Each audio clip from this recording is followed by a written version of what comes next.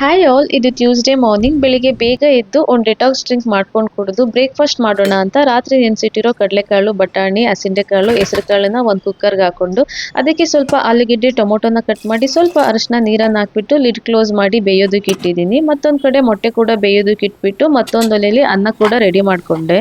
ಕಡಲೆ ಹಿಟ್ಟಿನ ರೊಟ್ಟಿ ಮಾಡೋದಕ್ಕೆ ಹ್ಯಾಂಡ್ ಗ್ರೈಂಡ್ಗೆ ಈರುಳ್ಳಿ, ಕ್ಯಾರೆಟ್, ಕ್ಯಾಪ್ಸಿಕಮ್, ಕೊತ್ತಂಬರಿ ಸೊಪ್ಪನ್ನ ಚೆನ್ನಾಗಿ ರುಬ್ಬಿ ಕಡಲೆ ಹಿಟ್ಟಿಗೆ ಸೇರಿಸ್ಬಿಟ್ಟು ರುಚಿಗೆ ತಕ್ಕಷ್ಟು ಉಪ್ಪನ್ನು ಹಾಕೊಂಡು ಚೆನ್ನಾಗಿ ಕಲಿಸ್ಕೊಂಡು ತವ ಮೇಲೆ ತೆಳುಗೆ ತಟ್ಕೊಂಡು 5 ನಿಮಿಷ ಬೇಯಿಸ್ಕೊಂಡ್ರೆ ರೊಟ್ಟಿ ಕೂಡ ರೆಡಿ ಆಗುತ್ತೆ. ಸೈಡಲ್ಲಿ ಸಾಂಬಾರ್ಗೆ ಅಂತ ಒಂದು ಮಿಕ್ಸಿ ಜಾರ್ಗೆ ಈರುಳ್ಳಿ, ಶುಂಠಿ, ಚಕ್ಕೆ, ಲವಂಗ, ಬೆಳ್ಳುಳ್ಳಿ, ತೆಂಗಿನಕಾಯಿ, ಕೊತ್ತಂಬರಿ ಸೊಪ್ಪನ್ನ ಚೆನ್ನಾಗಿ ರುಬ್ಕೊಂಡು ಬೇಯಿಸ್ಕೊಂಡಿರೋ ಕಾಳುಗಳಿಗೆ ಸೇರಿಸಿ ಅದಕ್ಕೆ 1 ಸ್ಪೂನ್ ಸಾಂಬಾರ್ ಪೌಡರ್ ಆಗಿ ಒಗ್ಗರಣೆನ ಸೇರಿಸ್ಬಿಟ್ಟು ಒಂದು 10 ನಿಮಿಷ ಕುದಿಸ್ಕೊಂಡು ಸಾಂಬಾರು ಕೂಡ ರೆಡಿ ಮಾಡಿಕೊಂಡೆ. ಜೊತೆಗೆ ಸಲಾಡ್ ಮಾಡೋದಕ್ಕೆ ಒಂದು ಬೌಲ್ಗೆ ಮೊಳಕೆ ಕಾಳುಗಳನ್ನ ಹಾಕಿ ಚೆನ್ನಾಗಿ ತೊಳ್ಕೊಂಡು ಅದಕ್ಕೆ ಆ್ಯಪಲ್, ಕ್ಯಾರೆಟ್ ಮತ್ತು ಸೌತೆಕಾಯಿ ಪೀಸಸ್ನ ಸೇರಿಸಿ ಸ್ವಲ್ಪ ಉಪ್ಪನ್ನು ಹಾಕೊಂಡು ರೆಡಿ ಮಾಡಿಕೊಂಡೆ. ಇದಾಗಿತ್ತು ಇವತ್ತಿನ ಬ್ರೇಕ್ಫಾಸ್ಟ್ ಆ್ಯಂಡ್ ಲಂಚ್.